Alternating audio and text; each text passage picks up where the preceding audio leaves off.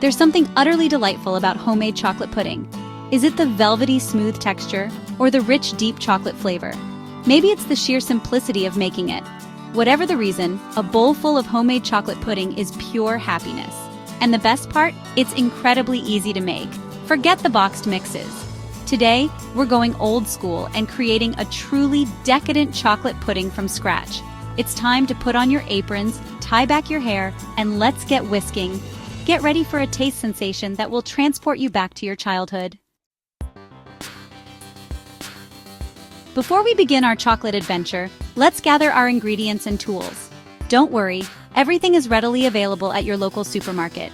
For this recipe, you will need sugar, for sweetness and a hint of caramel notes, cornstarch, the magic ingredient for a silky, smooth texture, unsweetened cocoa powder, for that intense dark chocolate flavor, milk. Whole milk works best for a creamy, luscious pudding, salt, a pinch enhances all the other flavors, vanilla extract, a touch of warmth and complexity, and butter, for richness and shine. You will also need a saucepan, a whisk, and a few bowls. Now, let's get started. In your saucepan, whisk together the sugar, cornstarch, cocoa powder, and salt. This ensures everything is evenly distributed and prevents lumps later on. Gradually pour in the milk, whisking constantly to avoid any clumps. It's important to incorporate the milk slowly for a smooth, lump-free pudding. Place the saucepan over medium heat and continue whisking. Don't stop whisking. This prevents the pudding from sticking to the bottom and ensures even cooking.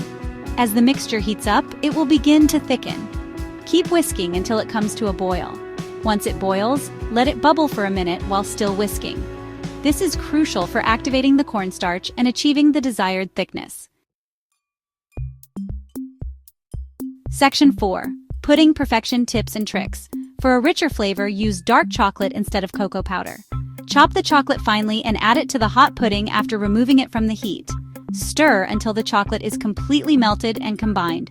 To prevent a skin from forming on the surface of your pudding, press a piece of plastic wrap directly onto the surface while it's still hot. This creates a barrier and keeps the pudding smooth and silky. Don't be afraid to adjust the sweetness to your liking.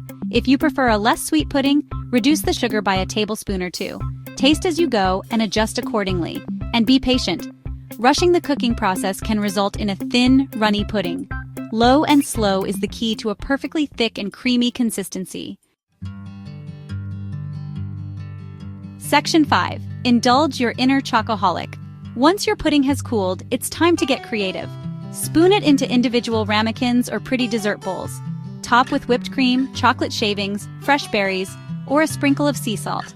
You can even layer it in a trifle with brownies and raspberries for an extra special treat. Homemade chocolate pudding is also delicious served warm. Simply reheat it gently on the stovetop, stirring constantly.